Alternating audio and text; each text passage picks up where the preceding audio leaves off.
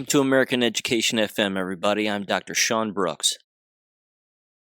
Okay, everybody, welcome back. I want to start this episode off a little differently, and I want to basically pick up where I left off in the last episode, and I want to discuss again more specifically and as best I can, certainly theorize about some of the things that Derek Johnson brought up in the X22 Spotlight report there, where he was talking with Dave. Again, if you haven't watched that, go back to the last episode and look in the link in the description, and you can give it a watch, and this may make a little more sense. And yet, if you haven't watched that, that's okay. Maybe this will make some sense to you also, and certainly provide maybe a few opinions and outlooks on things. You've heard me state from the beginning that I've defended the Q movement from the start and will continue to do so. There's too much information there, and there was too much learning taking place to not analyze it, not learn from it, not wake up from it, and not pay attention. Only the dead asleep were the ones who were not paying attention to it because they are afraid of learning, and they're afraid of having their comfortable delusion crumble to the ground.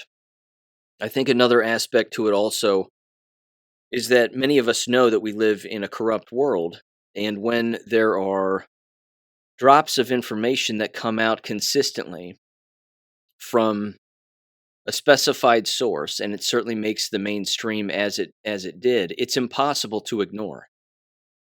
And again, anybody criticizing the movement, in particular after Joe Biden was installed, I of course have called these people out, and you probably know who they are, but these are individuals, again, who either got overly emotional and frustrated with the fact that they didn't think that they were seeing particular things go down the way that they thought they should go down, or when they thought they should go down. The thing to keep in mind is that if there is a military operation taking place, which there clearly is, and this is my opinion, there is no way that they are openly going to tell the public when and how that's going to take place. The Q drops provided a great deal of information, and it didn't mean that if a drop was on a particular day, then said thing was going to happen on that day. We know that that's not true. We know that there are these things called deltas, which is where, again, some of the posts correspond to a particular day, but not the year or not that specific year in which the drop was made based on the message that was being made. Sometimes it was for a year later, 2 years later, 3 years later, so on and so forth. So there are a number of things here, again, that I want to go through regarding what Derek Johnson brought up. First of all, he's directly referencing the Law of War Manual, and I am in possession of that book, and again, at a quick glance, I can tell you, having not read the entire thing, because that would be impossible. In fact, I've read very little of it, but I have looked at parts of it and pages of it, and it's remarkably broad, and yet very specific as to what can happen and the roles and responsibilities of the people who have an oath to uphold in order to enforce those laws and those regulations. Derek goes into it more specifically, and you've also heard me reference a particular Rumble channel, which is Magic Eyes Only. They have a number of videos specifically diving into the correlation between the Q posts and the Law of War Manual to try to show people what's really going on. And then there are numerous other individuals, of course, who are out there who are talking about what Trump is specifically saying and how he drops very specific comments that sometimes seem totally out of place, but it's a way for us to learn the communications that they are making so that we have a heads up as to what is potentially going to occur or is actually going to occur. Derek gets into that in that interview also to a great extent. When I was listening to him talk, of course, I was asking myself a number of questions because much of it makes sense to me, having followed the Q drops as they were coming out and diving more specifically into it. So I have a few takes on it, and I just wanted to provide those here. First of all, he mentions that there would have to be another lockdown of some kind. Again, whether it be a martial law scenario or whatever it is, but it would be done really in reality as a way to root out criminals within cities. And he specifically says it wouldn't be a surface war that takes place, it would be underground, in the underground tunnels that exist, and that's where some of the war would actually take place. I'm not doubting that at all. In fact, I want to point everybody back to something that was very specific and yet very telling that occurred back in 2020.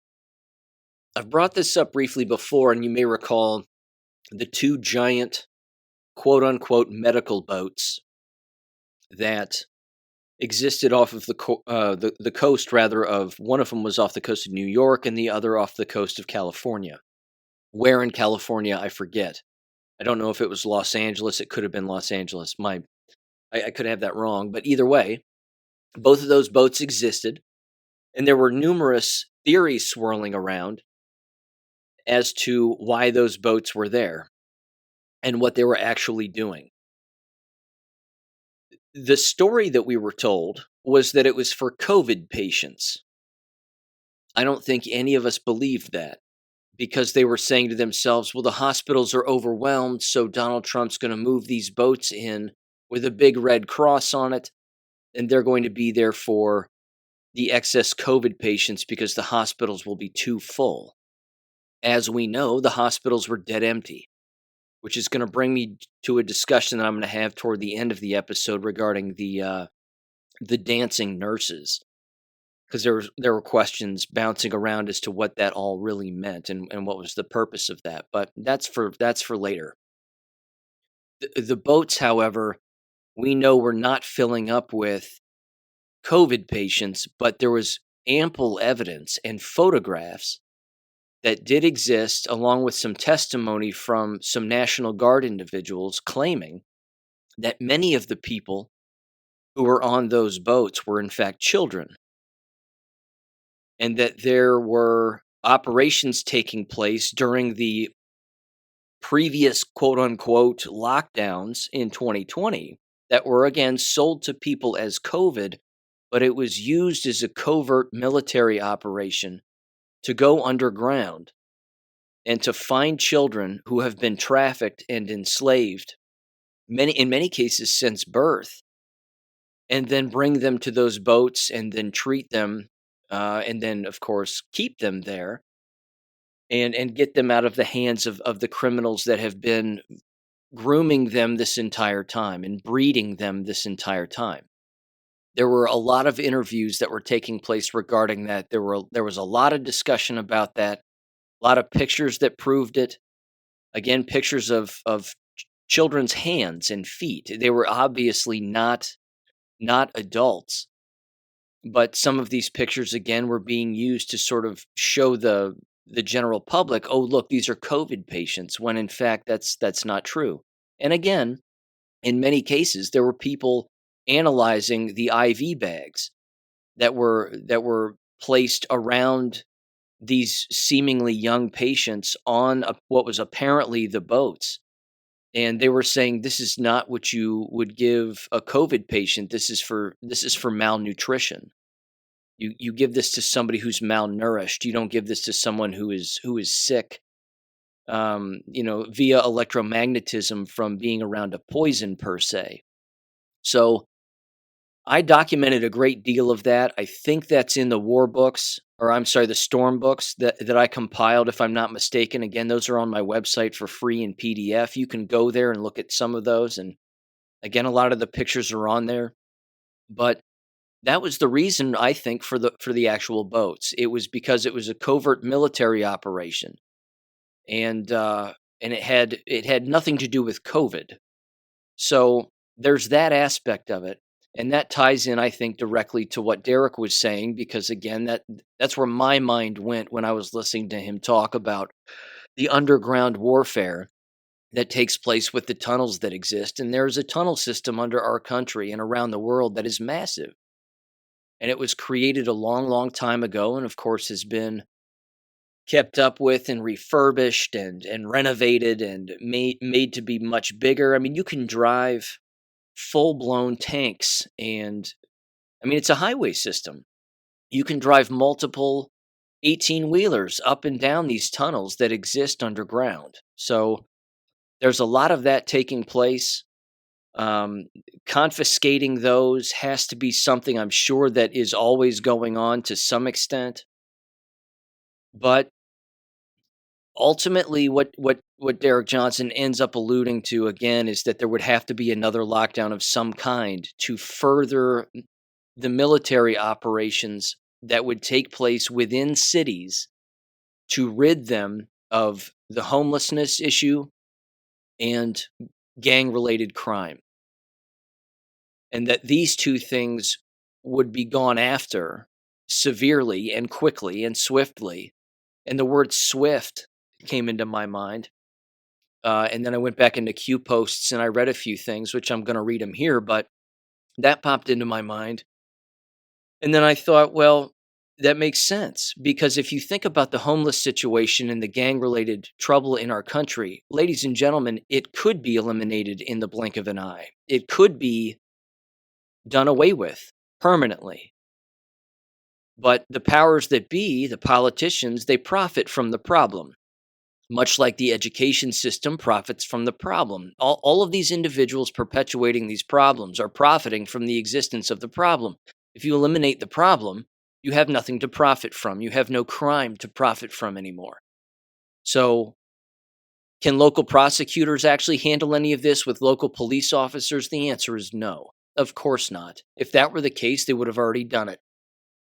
And you've heard me say on this show, the solution to our country cannot be a single lawyer in a county prosecuting somebody, or even somebody at the state level doing the same thing. It has to be the military. We've been told this in the Q drops. Military is the only way. And military is the only way. All of this is connecting time and time again, month after month, year after year, that has to be the case. So, he also goes into, Derek does, the business of Donald Trump, of course, not being the president of the United States, but higher than that, in that he is the commander in chief. Therefore, he's in charge of the military. He's basically signed numerous executive orders, which Derek goes through number by number. He relates it directly to the Law of War Manual, and he brings all of that up. And it's legit. It makes complete sense. There was a picture bouncing around not that long ago of Donald Trump wearing, one of those, I forget what they're called, but it's like a military jacket. And below it on the left-hand side, it says Donald J. Trump, Commander-in-Chief. It didn't say President of the United States. So he is the Commander-in-Chief. There's no doubt about that. He still is. It's not Joe Biden. It isn't anybody else. The military is certainly in charge. And this is all a good thing. And I love this, and it brought me a lot of peace when I watched it. And again, I still have a lot of questions, and my mind can always be changed, but there are too many things here that line up perfectly for this to not, of course, be real. And as you've heard me say, no one puts that Q operation together with nefarious means in mind because there was nothing nefarious intended on our end regarding it. And what I mean by that is that, yeah, we would learn from it and we would get angry about the world that we live in, but then you would consistently learn about it. So they weren't lying in the Q drops to trick us in some way. That's not what was happening. Of course, the enemy was paying attention to those drops too, and taking some of it very literally when in fact some of it wasn't meant to be taken very literally.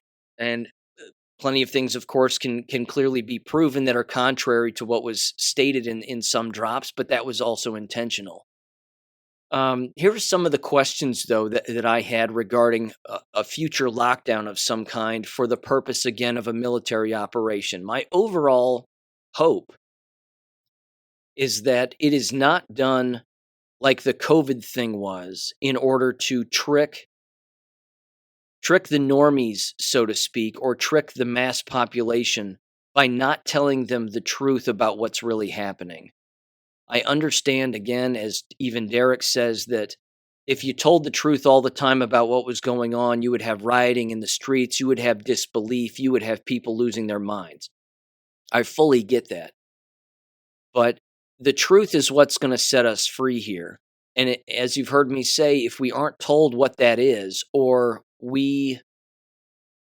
I would put it this way: that the mass populace doesn't have that explained to them. Again, whether that be via an emergency broadcast system that, of course, is available on all of our phones, would take over all of our devices, TV, computer, radio, et cetera, that all of that would have to occur. At least that's my hope. Regarding a future lockdown, though, for the purpose, again, of cleaning out cities and cleaning out the homeless and the gangs and the corruption at a large scale, I'm certain it's happening to some extent because we've seen evidence of it. But my question now becomes when. And I know this is going to sound like date fagging here, but all I'm really doing is I'm trying to, which, by the way, that's a term if you're unaware. People say, well, between this date and this date, that's going to happen. And then when it doesn't happen, they call them fags and then whatever else. But either way, I'm not really trying to do that. I'm trying to look at this through the lens of, believe it or not, the education system.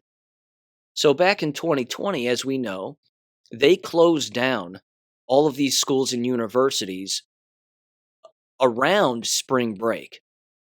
And they used that on purpose because it gave them an extra week off. And then they thought, well, they come back from spring break. What do you really have? You have about 2 months left, maybe 7 weeks left, something like that. You can go without school for that long, maybe figure out something else to do, homeschool, whatever. And then we're going to run with this COVID lie for a while. Again, as a military operation, knowing full well that they're doing other things behind the scenes during the seeming, fake lockdown. For me now, the question becomes, when would they do this again? And I can't imagine them doing it again with the military visibly involved, where the military, in particular, again, the National Guard, which has been federalized. Again, the National Guard is not run by the states anymore. During national emergencies, they have been federalized now.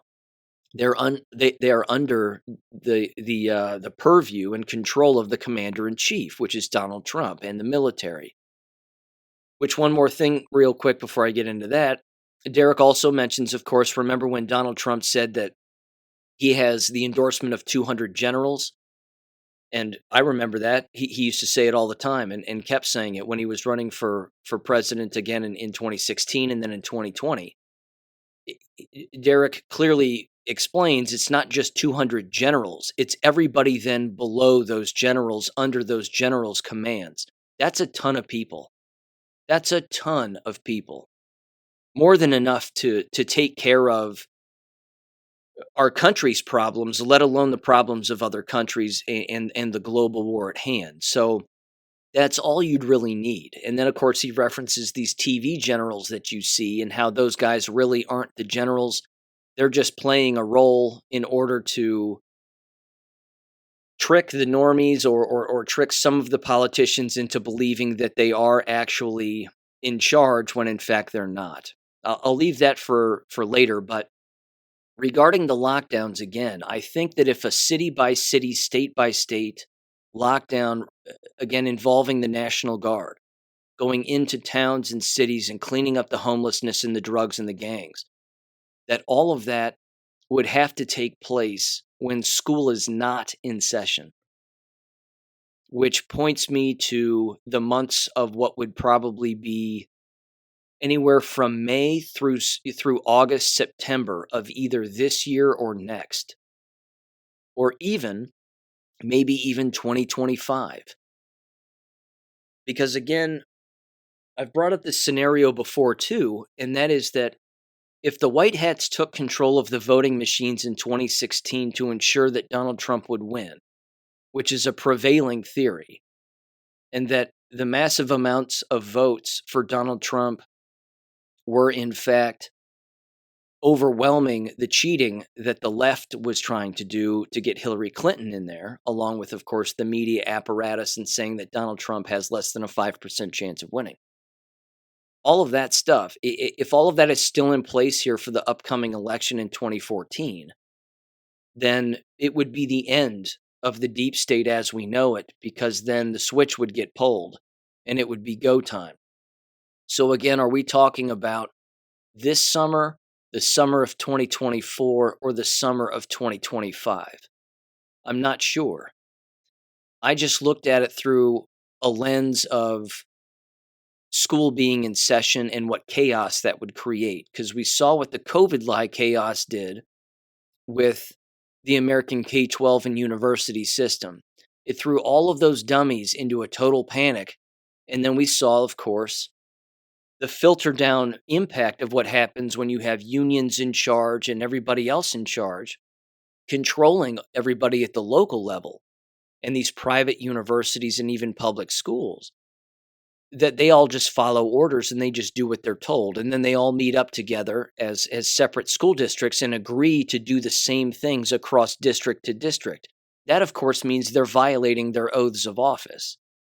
And I've been over that before too, that as an elected official within a school district, they are not supposed to be doing what another school district is doing just because that school district is doing it and just because it's comfortable for that individual school district to do. That they don't have to just blindly follow them. Their oath requires them not to follow them, actually. They have to take in all of the facts. They have to take in every consideration. And then they have to make a decision as an individual elected official, and then, of course, an entity of a board of people. That's why you have an odd number of people on a board, because they make votes and they make decisions that way. I just don't see a future lockdown happening during a school year because you would have chaos. Again, can you imagine having your children in school or away at a university if something like that were to take place, if and when something like that takes place? And I believe it will take place. But I just don't think that it can happen during when school is in session. I just don't see that happening. You would have too much chaos. It would be too nuts and absolutely too wild. So again, here in my show notes, I just have lockdowns again during the summer, this time to avoid students being in school for all of the reasons that I just mentioned. There's also this aspect which is important to bring up too. Allegedly, even in the town where I live, which is a university town in Southwest Ohio, the area that surrounds our town is all farmland. And ironically enough, about 6 months ago, if not a little longer than that, there were reports from the city council that they were, I don't know if it was grant money that they were given or what it was, but that there are helipads that are apparently going to be built somewhere in the outskirts of some of this farmland. Again, we have a small university airport and a town airport that's here, not that far from where I live. Planes go over top of the house all the time. And I'd say it's, maybe just a few miles away. But having extra helipads around would almost indicate, again, what Derek brings up, which is you would have the military using the outskirts of particular towns, in particular in rural areas, as sort of a home base to come and go and transport either individuals or transport their materials that they needed to transport during an operation like this. It makes complete sense. And when you connect it with what our current town has apparently agreed to, and again was told to agree to it, either through a free grant or whatever it was, that they're going to be given these helipads and some helicopters. I, of course, immediately first thought of COVID, or, well, not COVID, but you know what I mean, the jabs, and that they would need more helipads around in tri-county areas for the purpose of medevacing people out, because they're jabbed and they're injured. it could have it could have bigger implications than that, is my point. I'm speculating, but it's possible because again, when the helipad thing showed up and I read the flyer, I don't know if I read it on the show or not. I don't recall. I meant to back when it happened, but it seemed very suspicious because it was something that this town's never really had and never really needed. Again, we have an airport. I think there's a helipad on the roof of the hospital, if I'm not mistaken, or certainly one nearby. So I don't get it, but if there's bigger reasons for it, then that would certainly make sense. Um, again, that being related to outposts, again for military transportation, in my mind makes complete sense. I also have written here that if we're locked down again, oh, I already mentioned that. Okay, that it basically can't be based on a lie. That we need to be told what's going on because if we're told what's going on, people are more likely to take it seriously. In particular, if the EBS system is used, the emergency broadcast system, if that's used properly, and we're told the truth that there's a military operation taking place, getting rid of again homelessness and treating them and taking them to a place where they can receive treatment, and then same thing with gangs and same thing with corrupt individuals, then that's exactly what would have to happen. Which, as you heard me say this earlier, just a few minutes ago, is that when I was watching Derek Johnson talk about this, the word swift came into my mind. And I knew that there were cue drops that said the word swift, that military action would be swift. And so I just got on the cue boards and in the search box, I typed in the word swift. And I've got a couple of posts here that say the following. And they were early posts. Post number 43 from November 2nd of 2017 says, "These crumbs are not meant to scare anyone, but merely inform. Resistance will be dealt with swiftly. The core focus is removing entrenched and fortified bad actors within our federal government, past and present, as well as others. Simply be diligent. Phone numbers will be provided if you witness an uprising or other domestic violence in addition to 911. Any military scene is for your protection, as well as to demonstrate our resolve. Watch for confirmations tomorrow." Again, I don't recall what occurred on November 3rd of 2017, but we've seen the military moving both in the sky and on the ground for quite some time. If we're shown it, we're shown it on purpose because there are real things taking place. You probably remember this too. Remember the footage of those very small military helicopters landing in downtown Los Angeles and then going into a building and either taking people out or particular items out and then hopping back in their helicopters and then flying away in the dead of night? I remember that. I mean, there was footage of that and it was undeniable. And of course, people on Twitter were like, "Well, what the hell is this? What's going on?" And then on all the boards, they were saying the same thing. And then there was some announcement that said, "Oh, they were just engaging in a drill." Well, they would have to say they were engaging in a drill as the military. They couldn't possibly tell the civilians what they were really doing. So it makes me wonder again in the future, are they going to tell us the truth about what they're doing as they're doing it? Or are they going to keep it covert, tell the public one particular story when in fact people like us will probably know that there's something else taking place? That's my 2 cents on that. And then there's this.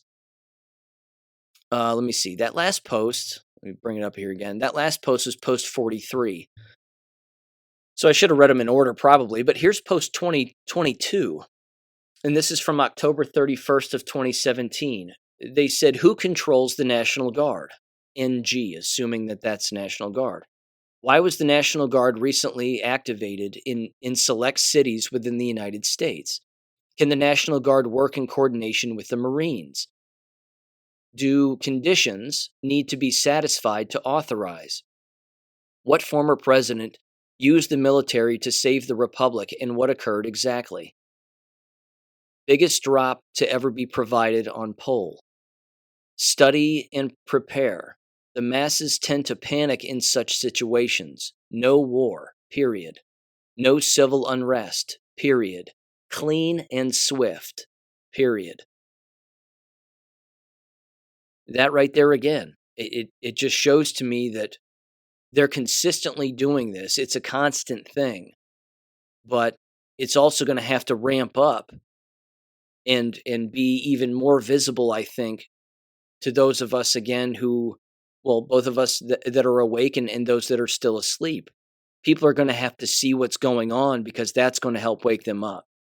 Like I said, it's not going to be some small time lawyer in a courtroom who drops all the goods and then all of the sudden everything breaks loose. It's going to have to be, although that's kind of happening with the Hunter Biden stuff in Arkansas or Alabama, wherever that is. But this kind of stuff it's got to happen nationwide in order to wake people up. Here's the next post. And this is from November 1st of 2017, and this is post number 34. Again, all of these popped up when I just typed in the word Swift. So these were the posts that had the word Swift in it. Again, they said, Q clearance patriot. My fellow Americans, over the course of the next several days, you will undoubtedly realize that we are taking back our great country, the land of the free, from the evil tyrants that wish to do us harm and destroy the last remaining refuge of shining light. On POTUS's order, we have initiated certain fail-safes that shall safeguard the public from the primary fallout, which is slated to occur 11.3 upon the arrest announcement of Mr. Podesta, actionable 11.4. Now 11.3 and 11.4 were thought to be dates, November 3rd, November 4th. They are also codes in the Law of War Manual. So I don't know which or both they're referring to. Maybe it's some of each. Maybe it's neither. I don't know. But there is that. And then it says confirmation to the public of what is occurring will then be revealed and will not be openly accepted. So people won't believe it. Public riots are being organized in serious numbers in an effort to prevent the arrest and capture of more senior public officials. Hence the George Floyd riots and things like that. Because remember, this post is back in 2017. So every single time that there's probably been a giant riot, it's been done in an effort to either distract or cover up for the fact that people are being arrested. It says on POTUS's order, a state of temporary military control will be actioned and special ops carried out. False leaks have been made to retain several within the confines of the United States to prevent extradition and special operator necessity. Rest assured, the safety and well-being of every man, woman, and child of this country is being exhausted in full. However, the atmosphere within the country will unfortunately be divided, as so many have fallen for the corrupt and evil narrative that has long been broadcast. Again, take in everything that's happened since forever, but this post was back in November 1st of 2017. I mean, I hope you're thinking about the jab narrative too. They continued and said, we will be initiating the emergency broadcast system during this time in an effort to provide a direct message, avoiding the fake news to all citizens. Organizations and or people that wish to do us harm during this time will be met with swift fury. Certain laws have been pre-lifted to provide our great military the necessary authority to handle and conduct these operations at home and abroad. Unquote. And again, that's the end of that post. It makes complete and utter sense based on what we've already seen, what's already happened, what is happening, and this isn't over. This just isn't over. This is going to happen again. That's my belief here on this. And it's more than a belief. Again, it's knowledge at this point. The dots are too close to not connect them. So again, how local, these are just more questions I have in my show notes. How local or how small of a town are arrests going to take place? Based on the comments of Derek Johnson, he doesn't necessarily specify, but he does say that it's not just going to be big cities, that'll be other places too. So he believes. Um, he mentions something about, this is where it gets a little interesting. He mentions something about governors knowing about this and politicians knowing about what's actually going on right now, but they've been told or sworn an oath to not discuss it and not bring it up. Again, whether they have a gun to their head or they are in fact an innocent party in all of this and they've been told to just go about your business, go about your job in the normal way, but know that when we come, you will know it and we will be in charge, not you any longer. Something to that extent. And he still says this too, which he's right. Well, first of all, I don't necessarily know if that's true or not. There's no way that I would necessarily know that. They're certainly showing us things through, the YouTube congressional hearings and, excuse me, all this other kind of stuff that we're consistently seeing and would see in a normal situation. Because again, as he says, you have to maintain the optics of a normal situation in order to not cause mass panic and mass hysteria among the masses, because if that happened, they would lose their shit. They would flip out. They would take to the streets and start burning things down and losing their minds for no reason whatsoever. But again, in these drops, it says that when the time comes, you will know it and justice will be swift. Again, we never saw the National Guard show up during George Floyd stuff. All the Black Lives Matter riots. We never saw that happen, which would indicate again that was planned and pre-planned by the deep state, not the good guys. But the good guys knew it was going to happen, but they let it happen because, again, events like that the bad guy engages in always wakes people up. It always wakes people up to the criminality that exists and how deep and pervasive it is. So, I don't know. I think I think it's plausible that there are some politicians who know what's going on, and then there are some that do not. Some that would have a gun to their head and they have flipped to some extent because they know that they have a role to play or else they'll end up executed. I'm certain that some of that has happened. How widespread is it? I really don't know. No one's going to convince me that a city council knows what's going on, in particular in the town where I live. Nobody's going to convince me that a school board knows what's going on, in particular in the town where I live. Do some of them know, in bigger cities? It's possible. It's possible, and it's possible they're just playing a role in order to maintain the illusion of normalcy to some extent, as deranged as this normalcy is. But yeah. Let me move on to this then. Again, same wavelength here. I find it. Let me say this first. Take that theory I just mentioned about certain politicians knowing and certainly some politicians not knowing. It would certainly demonstrate, would it not, as to why me personally, and I'm sure other people are in the same boat, as to why I've never received a single email back from any politician or sheriff's department about anything that's going on here, specifically regarding the jabs or 5G. Why isn't that I haven't received a single email back? Not one. Now, I'm not saying that, again, it's not because these people aren't corrupt. They certainly are. And I don't trust them any further than I can throw them. I'm not saying they're all white hats and they've been told to not say anything back if we raise questions and whatever else. I know that they coordinate with each other on communication, and they'll read an email and then they'll email all of their people in the offices where they work, and they'll say, don't email this person back. We've received their email, we get it, but don't email them back because we don't want to start a conversation with them. I mean, that happens. I'm certain of that, but it would explain why.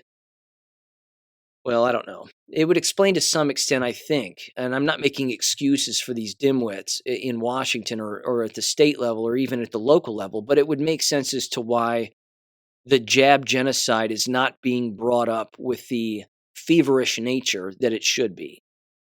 Yes, there have been panels from Ron Johnson, and yes, there have been plenty of discussions, but as you can see, it's not being discussed anymore. I mean, Robert Kennedy Jr. is dropping some red pills on people, which is great, but beyond that, it's really not being discussed at length here. So that's, I don't know. That's my 2 cents on the jab related thing and the email stuff. Either way, he also mentions this, I should say. Derek Johnson mentions, the stuff about actors playing a role and particular people might not be who we think they are. I am not I'm not in the camp of believing that people are wearing masks and that we are watching actors play the role of a person as they wear masks, seemingly being the person that is in front of us when in fact they are not. I don't fall into that category. My mind can be changed, and I've seen all the discussion about people saying Biden isn't really Biden, that the real Biden's been executed, and the Biden playing Biden now is an actor wearing a mask, and there's this video and that video, and these earlobe comparisons and whatever else. I just don't fall into that camp. I am more in the camp of we are watching these people for who they actually are. And there's no doubt that many of them, certainly some of them, or enough of them, are controlled to some extent. And they have to be controlled again by the good guys because the mainstream narrative, well, it's not even mainstream. It's a theoretical narrative that they're, of course, controlled by the CCP and other individuals. If that were the case, then the military would have to intervene, which would imply that they already have, which would imply that the military is in control of some of these people. And we're seeing them do particular things that, of course, are beyond strange. You can't rip a person's personality out of them, for example, and tell them to just have a different personality. That's why Joe Biden, I believe, is still Joe Biden. It's him. He, of course, has dementia. He's much older than he was. He had a facelift in order to get his skin-filled neck pulled back. And during that procedure, they make incisions at the back of your jawbone, and they tuck it to the backs of your earlobes, which would imply, again, all the earlobe connection and earlobe talk that people have about that. So I'm more inclined to follow that wavelength of thought than I am we're watching an actor with an actual full-blown mask on his face. I know the masks are convincing. I've seen them in action. I've seen all the footage that people will have these masks on, and they look legit. But I'm less inclined to believe that regarding him and plenty of others than I am the fact that they're playing a role in order to maintain as much of the peace as possible.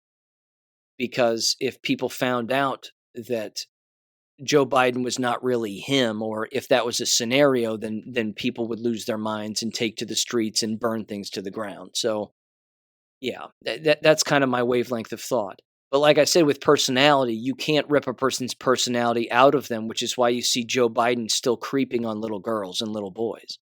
He's a pedophile. So he's going to do that. It's innate in him. It's in the fiber of his satanic being. That's what's going on here. So, is Jill Biden as dumb as she seems? Yes, no doubt about it. Is Corinne Jean-Pierre as dumb as she seems? Yes, I'm certain of that. These people are pathological liars, but they can be controlled potentially by the military and limited in what they can do. It doesn't mean that we're still not seeing terrible things happen. We certainly are. The border is open. People are dying from illegal aliens entering our country on a constant basis. The drug problem also is as bad as it's ever been. It's not getting any better. Certainly doesn't seem to be getting any better. And all of these things, I believe, are still happening in order to, again, wake people up. And it doesn't mean that There aren't bad politicians out there still doing bad things. There certainly aren't, and we know that. Which actually then leads me to this, because this also, again, tied into a particular Q drop, which I think is remarkably important. This was Q drop 24 on November 1st of 2017. And they said any person making statements they will not be seeking re-election was put in submission. For the betterment of the country, not all will be prosecuted, and all will do as told. You will see more of this occur, not normal, yet disregarded, and even on the D side. And if you recall, when Donald Trump took office, the list of resignations, it was before actually, but certainly after he became president the first time, the list of resignations in Congress was enormous. It was enormous. It was a huge list. We've never seen something like that happen. We've never seen that many politicians leave office. And I could go back into the Q drops and find that list, because it was massive, and it does exist. I mean, anybody could look that up. But recently, we now have Jay Inslee, the governor of Washington, saying that he's not going to seek a fourth term in 2024. And he said, quote, "Today I announce I will not be running for a fourth term." This is not an accident. Look what's happened with the entire state of Washington. It's a cesspool of degeneracy and crime. It's awful. So we can assume, based on Q posts and based on particular actions, there's no way that the military would let this guy just walk away, just slip away into retirement and live off of a pension or whatever other money he has, without grabbing him by the lapels, yanking him into a military vehicle, sending him away, strapping him to a chair, and getting all of the names out of him and all of the connections out of him that would give Washington state back to the people. Ultimately, that would have to happen. We know that these people are criminals, the Mike DeWines of the world and the Gretchen Whitmers and all these people. Plenty of evidence again. I mean, we saw the boot on Mike DeWine's leg. Why does he have a boot on his leg? You know, he was getting questioned about going back to East Palestine, and then he goes, "Yeah, I'll go back. And then before you know it, he has a boot on his leg, and he doesn't feel like going back anymore. So clearly the military got to him, or somebody did, because we've seen the boot show up on particular people's legs, haven't we? Katie Hobbs in Arizona, she's another one. Of course, John McCain, he was executed. So this is a big deal. This is happening. This is legit. I have no doubt in my mind. And again, we always have to ask ourselves this: what are other people not talking about? What are all these other pseudo conservative platforms not talking about? Does Tim Pool ever touch any of this? How about Steven Crowder? How about the Daily Wire crew and all, again, those pseudo intellectual know-it-alls? Are they covering any of this? Are they asking themselves any questions regarding the things that their eyes are showing them, and how particular patterns are popping up that are undeniable?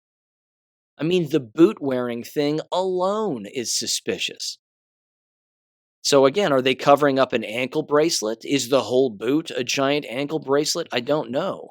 But it certainly seems like there's a connection there. Like there's an operation taking place. I love it. I think it's fantastic. And we get to have these discussions because, Jesus, it's the United States of America, and we get to do that.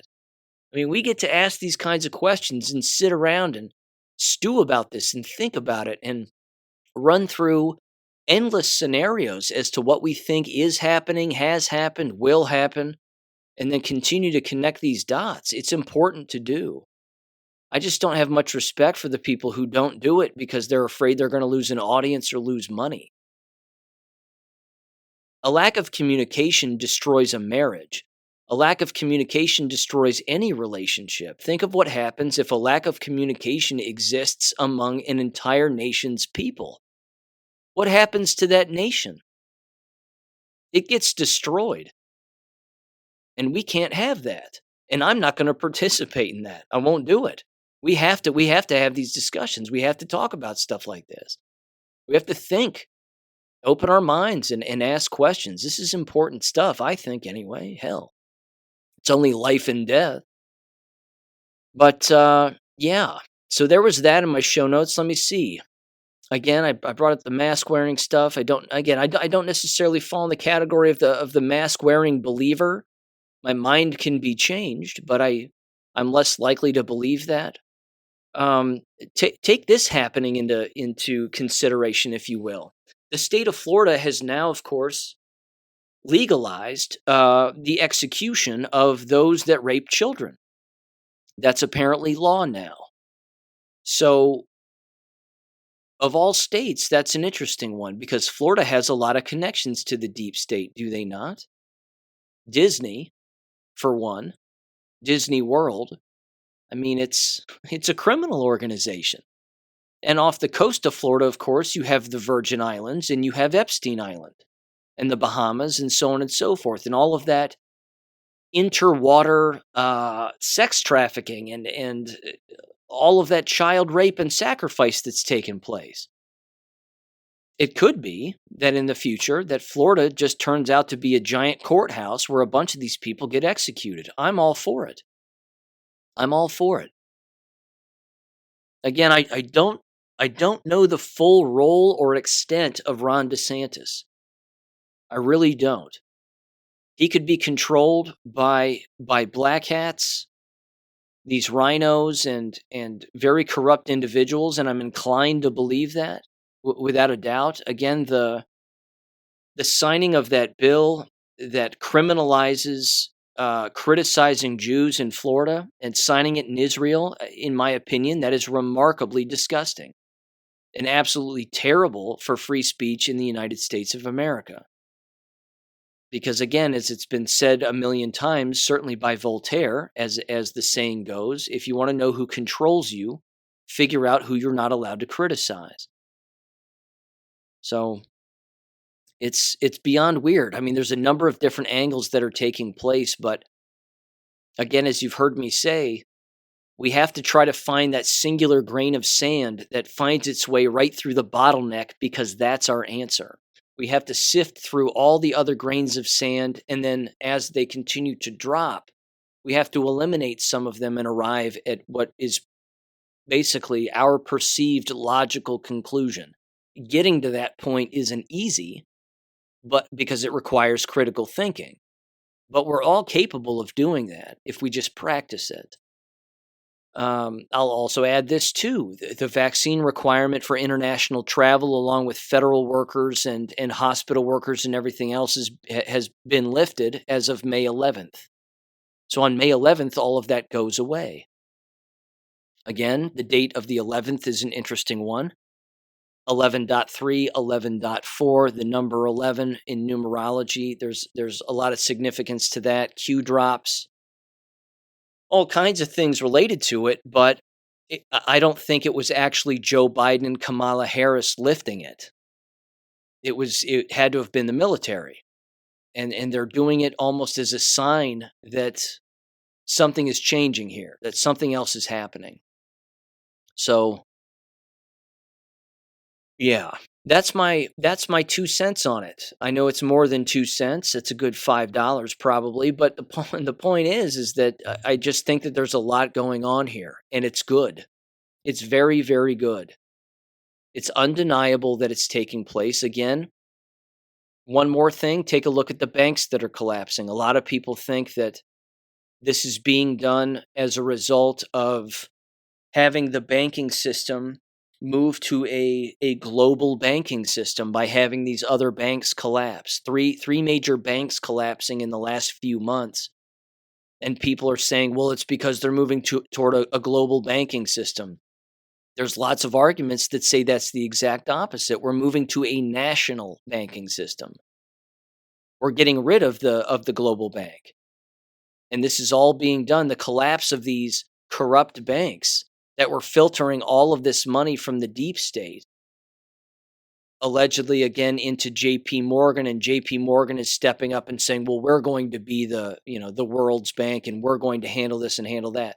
JP Morgan is a criminal organization, always has been, ties to Epstein, child trafficking. The list is endless. But I think that we're moving toward a nationalized banking system, and God willing, a state by state banking system that isn't built on digital currency but hard asset money that you can purchase in your hand. And yeah, if you want a gold backed or a silver backed piece of paper in your wallet, that's that's the same thing. But you can also have the actual hard asset that exists, because the hard asset is what would be the foundation. And I'm going to have Dr. Robin McCutcheon on next Monday. We haven't had the discussion yet, but we're going to, and I'm going to bring you that on next Monday. And everything I've brought up here will be a part of that discussion too, I'm certain, because she's entwined in all of this, and she's been paying attention to all this too. She's been listening to Derek Johnson for over a year, she said, which explains a great deal as to some of the things that she's brought up to me, and sometimes I've been a little more closed-minded about it, or even passed it off. But there's too much going on here. There are too many red flags, too many sirens, too many things taking place, and it's a good thing, without a doubt. With that said, of course, in order to sort of tie into the education business here, I just don't think that having your children in these environments, when this military operation goes down again at a large scale with an EBS system going off, is going to be a good idea. You're going to want your kids out of the system because, again, as you've heard me say here, sort of the basis of the show from its inception was not just the abuses that are taking place within the field of education, but how the field of education cannot be fixed. It is too corrupt to be fixed. In fact, you'll hear people say that about the three-letter agencies, the CIA, the FBI, the IRS, the ATF, so on and so forth. You have more Americans calling for the abolishment of those organizations and those entities now more than ever. More than ever. Back in the 60s, people didn't even care, really. They really didn't even care. They hardly knew they even existed. And if they did, they figured they were all for good reasons. Now we know as a society that these organizations and the Department of Education, a three-letter agency, don't need to exist. They are too corrupt. I even heard Glenn Beck mention it the other day with his pals on his radio show. He said they have to be done away with. They're too big. They didn't say the Department of Education or the entire education apparatus, but that's what I'm saying, because the evidence is too widespread. You have the CIA and the FBI working hand in hand with the DOJ, state departments of education, and local school boards.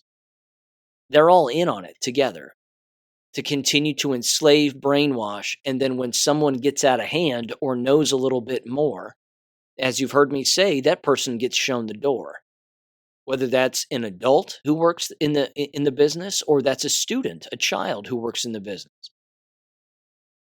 You can't tell the truth in the business and continue to work in the business. You have to either accept the lies, understand that there's a gag in your mouth all of the time, or you leave the business. I mean, a decision has to be made. But when it comes to children being inside of these environments, if another lockdown takes place or the military rolls out again to root out the bad guys in cities and towns, in particular cities, you don't want your children anywhere close to the education apparatus whatsoever, because you saw what they did with fake COVID.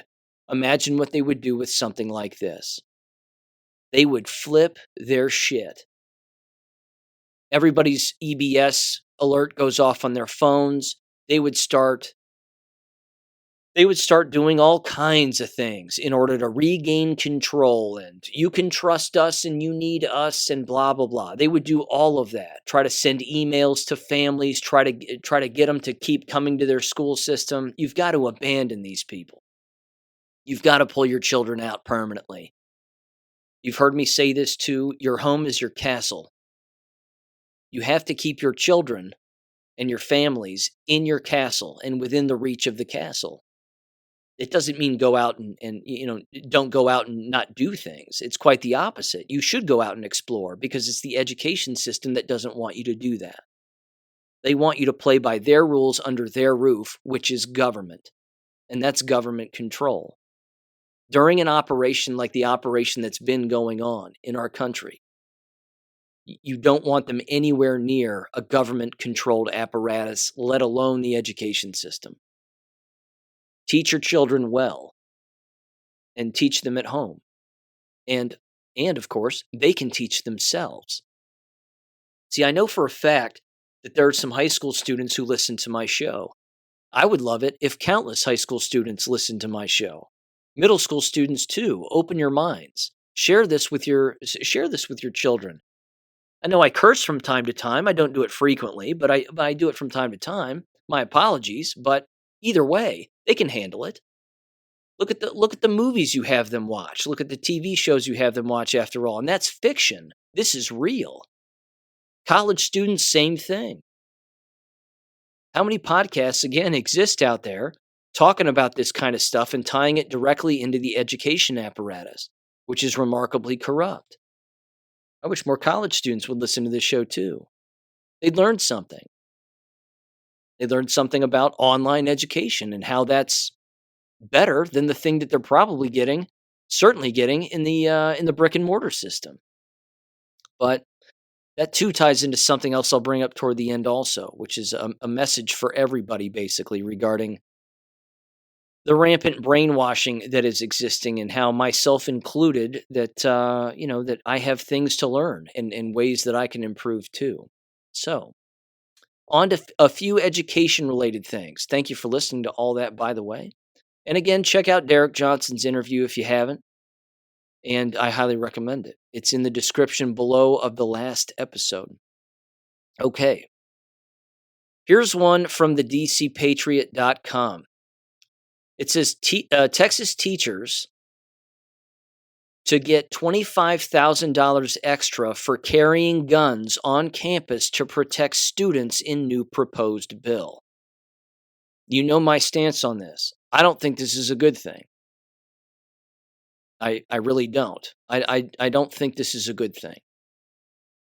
It's more, this particular story specifically is opening the door to more gun control. It's the perception of less gun control because, oh, look, we're giving them to teachers. But ladies and gentlemen, when a teacher is in possession of a gun and they decide to take the law into their own hands in a situation where they perceive a threat when in fact there may not be one, you can kiss guns goodbye. And I don't care what state it is. It can be don't mess with Texas all you want it to be. To me, again, it seems like another scenario based on a lie with money as the coercing factor in order to bring more guns into the American school environment. I don't see this as being a good thing in the slightest. And again, my basis for that is not because people don't have the right to protect themselves with guns. They certainly do. You know my stance on that. I carry a gun with one in the pipe all the time. The point is, I don't think that, well, I know for a fact that this is just based on a lie. They're using the Uvalde thing to usher this in, just like the state of Tennessee and what they've now done with the Nashville lie. Their governor has now signed into law more red flag laws regarding guns and possession of guns. Congratulations, Tennessee. You got the one thing you didn't want. More red flag laws, or red flag laws in general, all based on a lie. See, this is where these corrupt individuals make inroads. And this is all Freemasonic. It's all Masonic. It's all part of that. That's the point. So, yeah, it's not a good idea. It's reckless. You want a gun? Great. Keep it in your car. You want a gun? Great. Keep it in your closet. I don't think you have to walk around a school building with one on your hip like you're Wyatt Earp. I just don't think that that's necessary. But Sean, school shootings are real. Well, which ones? Let's get specific. See, these politicians aren't interested in facts. They're interested in perpetuating their Masonic lies that are perpetuated all over television that get all of the brainwashed and normies, so to speak, wrapped up in the emotional aspect of it, and then they strip their laws away from them and their rights away from them, one right at a time. If your rights are a sweater, ladies and gentlemen, these politicians and these Freemasons are pulling the thread constantly, and you're not going to have a sweater any longer. In fact, we hardly have one. But something's got to change here. Somebody has to start calling these fake school shootings out for what they are. And again, it's got to happen. You've heard me say, don't make me do it at a school board meeting. I'll do it, and it would go viral, and people would watch it and share it. I'm certain of it. And they'd go, hey, that's the same guy that said people would die from the COVID jabs at that school board meeting. I mean, that would happen. But something's the Overton window on the fake school shootings has got to be thrown to the other side, and it's got to wake up more people. Here's another story from Zero Hedge, and it's titled California Teachers Sue School District Over Transgender Policy Allegedly Forcing Them to Lie to Parents. Again, this was from this past Saturday. But it says teachers from a California middle school are suing officials in their school district in federal court over policies that they say force them to conceal the transgender status of young students from parents. Again, this is the environment. This is disgusting.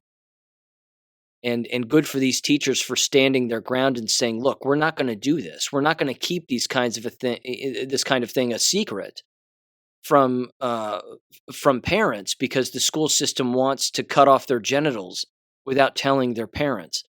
Ladies and gentlemen, it's beyond illegal. I mean, at face value, it's beyond illegal. It's predatory. It's pedophilic. And it's murder in many cases, because if the child gets killed as a result, well, you contributed to their state of mind that either caused them to kill themselves, or they just, maybe murdered somebody else, or they died during a surgical procedure, whatever it may be. I mean, plenty of people are in jail for that alone. You would think, again, that these people would learn, but they're possessed by the devil, which is why they are not thinking clearly about anything that even resembles reality right now.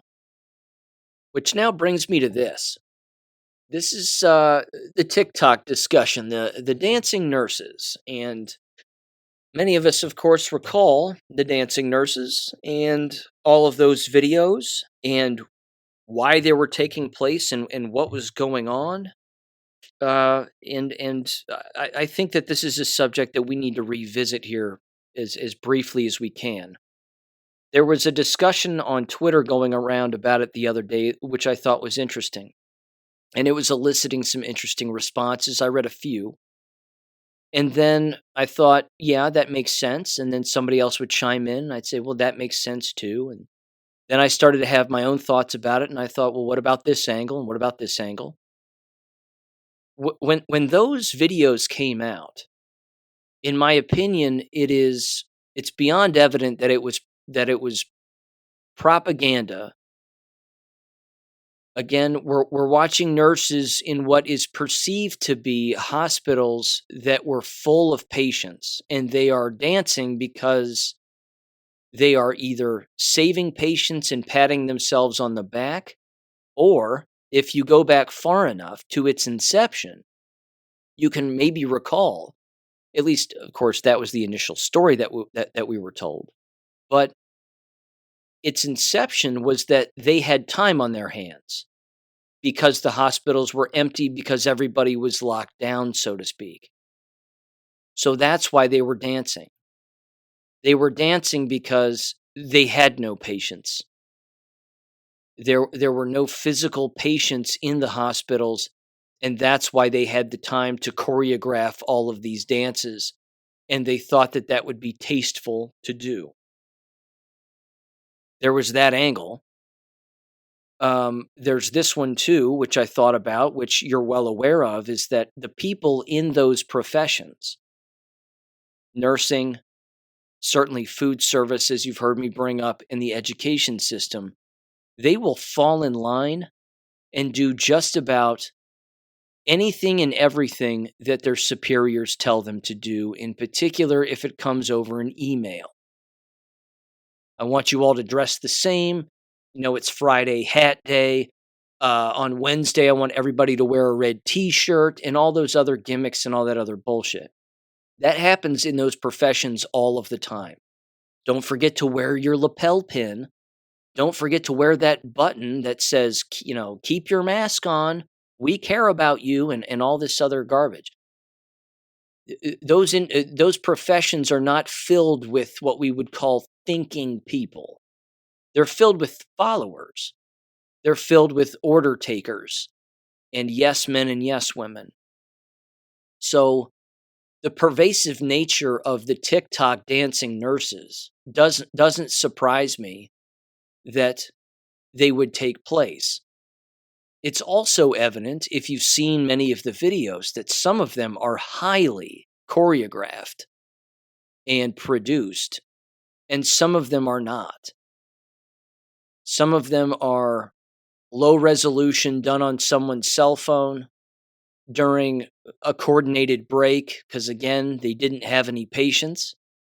And then others are done with drone cameras and drone footage of what appears to be dozens, if not even hundreds, of these so-called nurses running around doing what they're doing.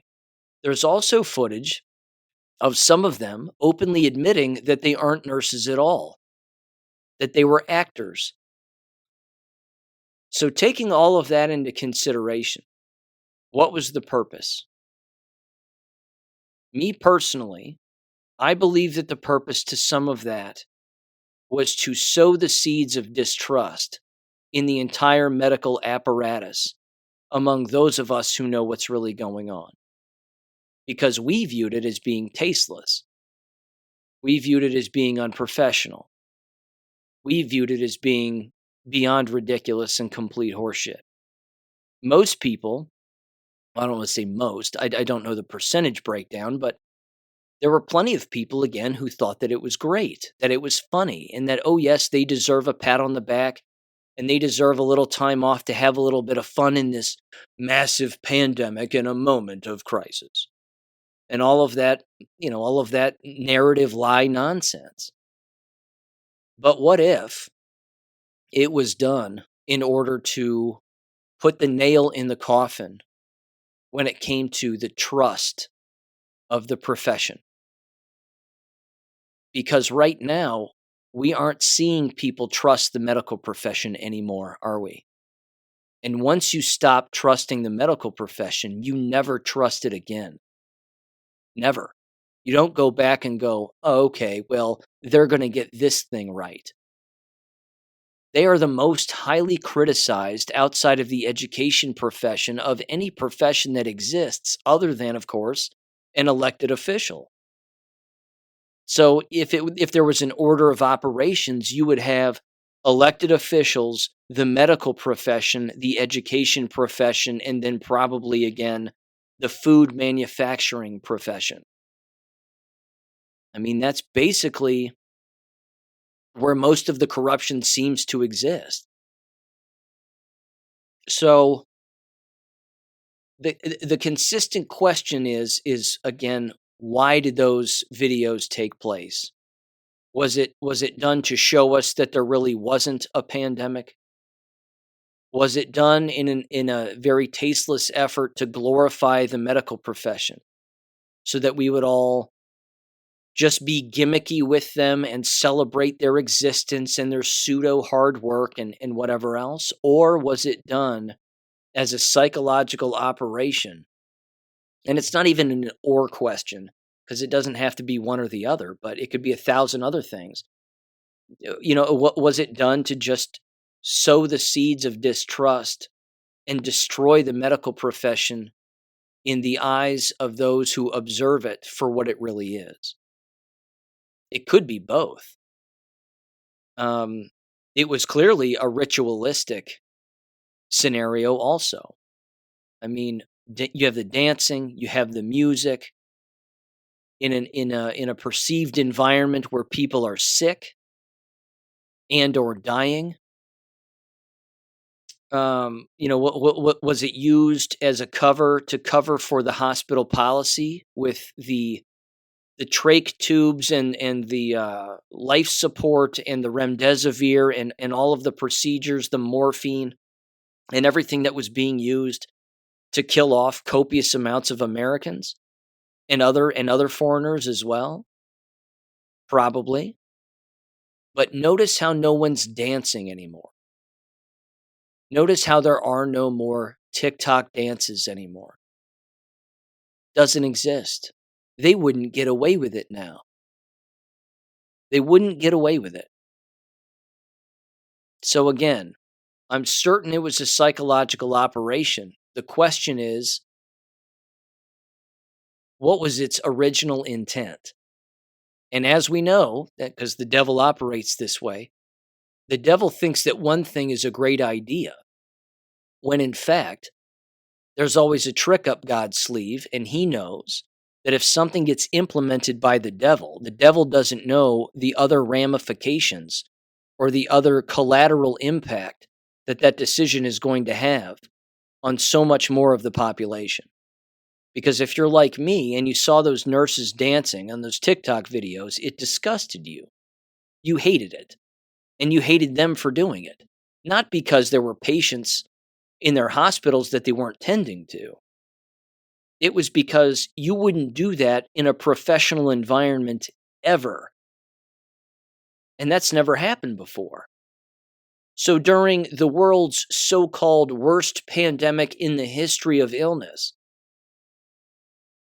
picking up a top hat and a cane and dancing to songs as we all coordinate and do the same things at the same time. And if you don't do it, you're not a team player and you're not a cool person and you're not in on the jive and you don't know what's going on and you're a fool. It backed up on them. It just backed up on them in a way, again, that made them all look foolish. Whether they were actors, in fact, or they were actual nurses doing this really. And we know that real nurses did it. But there's also, again, as I said, ample proof that many of them were just actors. They were paid to do it. And they were paid to spread that pseudo trend. Just like the ice bucket challenge. Just like all these other ritualistic trends that make their way through a society and the sheep just eat it up like nobody's business. But all it did for us was just piss us off. So, yeah, that's my take on that. I know that there are other people that share similar views with it as well, but notice how we're not seeing them dance anymore. Isn't that interesting? Wonder why? Because they're jabbed and they have AIDS and many of them are dead and their hospitals are filled with the jabbed and they can't figure out why. Kim Carter continues to update me again regarding her patients in the hospital where she works. In fact, let me bring this up very quickly. She said, she texted me this recently. She said, I have 2 LVAD patients. That's the heart machine, apparently. Under the age of 50 on my unit. Neither had cardiac issues prior to 21 years old. Or prior, rather, I'm sorry, not 21 years old, prior to 2021. Well, there you go. And we know why. Jabs. Thank you. She said both are now waiting on a heart transplant. And I asked her what the LVAD was, and she said basically it's the mechanical pump keeping the patients alive. She said requirements are the injection fraction of the heart, and it has to be below 30%. So your heart function has to be below 30% apparently to go on this machine. She said, I've now had 4 patients under the age of 50 with necrotizing pancreatitis. They are rotting from the inside out. All history of them and their health problems began in 2021 and after. And then I said, let me guess, clueless on the jab connection? And she said, most of all of our patients are clueless. And a lot of the nurses suspect it, but they won't, or suspect it, but they won't say anything. And then she said that she's planning on talking to the CNO and the CEO and have a discussion with them. And that all of their patients, of course, need to be reported to VAERS, which, as we know, is also not happening. So there's that.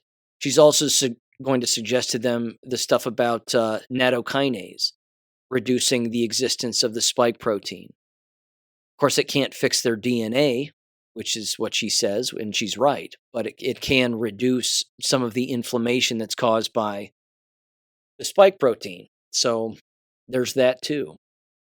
All right.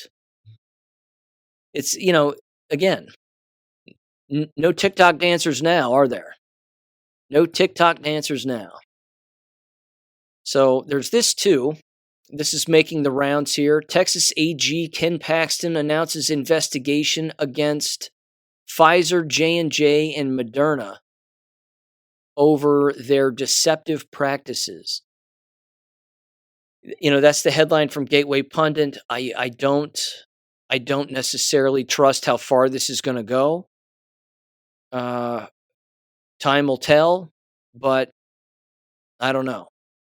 Ken Paxton there in Texas has to be a Mason. He has to play the game. Anybody with any investigative, I don't know, an ounce of investigative ability in their body would have to know that the Uvalde thing was fake and how quickly that was ramped up to the state level to make it become a statewide issue for more gun control. And yet this right here regarding the jab deaths and the jab illnesses couldn't be more obvious. And yet people aren't touching these pharmaceutical industries with a 10-foot pole because they're all getting kickbacks from the pharmaceutical industry. I'm not going to put my chips on Attorney General Ken Paxton regarding this issue, but military is the only way. So time will tell with that. Unfortunately, there's another story here, Eyewitness News 3. This is out of Phoenix. 12-year-old soccer player suffers cardiac arrest during practice. Give this audio a listen from their local news affiliate there in 3, 2, 1. It's been extremely difficult. I'm told Piper Midkiff and her twin sister Emery are talented athletes on their youth soccer team. Piper has been playing for 6 years, and before this, she has never had any health issues. Her father, Matt Midkiff, was coaching at a nearby soccer field when this happened. He says as soon as he got the call, he sprinted over, and the first thing on his mind was how could this have happened? A mother of a player on the team performed life-saving CPR until the ambulance got there. But in the ambulance, Piper lost her pulse again. She was then helivac to PCH, where she is now in stable condition and seems to be improving. Just before I spoke with her dad, Piper opened her eyes for the first time since her heart attack. Everyone thinks her kid's special. Piper has something special in her. And the world needs more people like her. The world needs more Pipers. And seeing what I saw before coming down gives me more hope, more faith. Sports and soccer is more than just the competition part. Your support the last 2 days shows that everybody gets it at the end of the day of what really is important, and family is important, and the kids and the players. He says the biggest help through this difficult time has been the constant show of support. Youth soccer club teams in Arizona, Utah, and California have shown their support for Piper this weekend, and they have even heard wishes of support from the Phoenix Rising Pro team. Hear the spin? Do you hear the spin in all of that? That's the media spin. Not a peep about the jabs. Not a peep about even some fictitious underlying condition that she's had since she was born. None of that. Because 12-year-old athletic girls who play soccer, and she's clearly played soccer her whole life, don't have heart attacks. That doesn't happen. That's not a thing. But there's the dad, flexing his muscles, going, the world needs more Pipers. Not if they're jabbed, Dad. Not if they're jabbed. And if your daughter is jabbed, you have a responsibility to say this could be vaccine-induced, bioweapon induced. Of course, that could have been edited out, but either way, again, all this, woe is me and stuff like that, it's difficult for me to get past it. But I think again it shows the blindness that exists among these individuals. They just assume that this is a freak accident and that the heart's a very fragile organ, and it doesn't take much to disrupt it. And if they believed that, then why would they jab their children? Why would they leap before looking when it comes to jabbing their children? Again, even initially, these jabs were never pushed on kids. It was never encouraged for children to take these. Even the early reports in 2021 were saying children don't need to take these under any circumstance. And again, if it is jab related, and I don't know that it is, but if it is jab related, why on earth? Well, sort of answer my own question, but it's evident that the father cares more about sports than he does reading and learning about the corrupt medical industry and everything that's happening in the world he lives in. Because as far as he's concerned, the world that he cares about is soccer. That's too bad. That's too bad. If he pulled his head out of the bread and circus, his daughter might not be ill now. She's still alive, apparently, but on life support and certainly with permanent heart damage at this point. So it really is, it's astounding, the number of individuals that continue to not make the connections. And I'll bring this up too. This is another trend that you've heard me say and certainly mention, are the number of people who have channels on YouTube and they are making videos about their friends, family members, or their even significant others, or they themselves, where a friend will do a video about a person who had a YouTube channel and now they're dead because of what you would appear is the jabs. I came across a lawn care video of a family who, again, have a YouTube channel, and they were discussing throughout this video, it was brief, but they were discussing throughout the video how the younger brother of the female who is also on the channel, went to the hospital before Easter because he wasn't feeling very well, and he never left the hospital. He was in there for 3 weeks and then died. He was 37 years old and in good health. So what killed him? Was it the jabs? Was it the hospital policy? Was it both? Probably.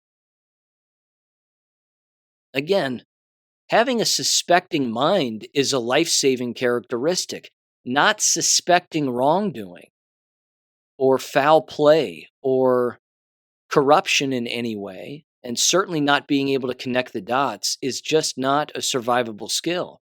You've seen it in 1,000 memes, and I've said it here too, that the definition of literacy is not now the definition of whether or not a person can read and write. The definition of literacy is being able to know the world you live in and waking up from the matrix.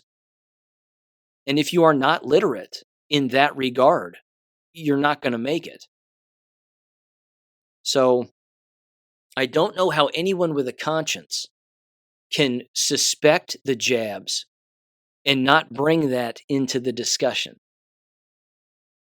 Which means if they're not bringing it into the discussion, then they're doing it for a couple of reasons. They're not bringing it up because they are brainwashed and they don't know that it was the jabs, if it was in fact the jabs, or they're not bringing it up because they know it was the jabs, but they don't want their video to get kicked off, or they don't want to lose money or lose YouTube access or whatever it is. It's multidimensional, it's multifaceted, but if you have a conscience, you have a responsibility to tell the truth as to what's going on. Which leads me to this final post. I'm going to leave you with this. Again, I'm guilty of this too. I know we all are to a large extent. War isn't easy, and it's not designed to be easy. But this is this is an excellent post that was on GreatAwakening.win, and I thought it was a good post, and I wanted to read it here because I agree with it. So I will leave you with this. It was titled, "You have to understand that people are not like you." They said, quote, "There are many posts all over the internet reflecting people's frustration with those around them being asleep.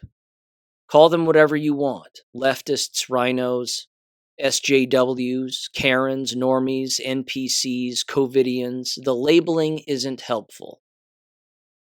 You have to understand and help others like you to understand that we live every day of our lives in a spiritual world. There is a large percentage of people in this world who do not see. Not only do they not see, but they cannot see. They do not know God. They do not have the ability to tap into the Holy Spirit. They can only discern to a certain degree, and some cannot discern at all. There are demons and spirits everywhere in this world, oppressing and possessing, clouding judgment, causing havoc, distracting, tormenting. Whether you want to believe this or not is irrelevant. The very fact alone that you are here, frequenting this site, and others like it, to this day, probably tells you all you need to know about who you are and your purpose here. You were put here to seek and expose truth. You are the true 1%. These very well could be the last days. I won't pretend to know. But if there's a little voice telling you to ditch certain people, listen to it. If it's telling you to be brave, listen to it. If it's telling you to fight, listen to it. God bless you all. Keep going forward and understand that they are not meant to go with you." Unquote. Thank you for listening to American Education FM. Make sure and check out AmericanEducationFM.com for more information. Take care and God bless.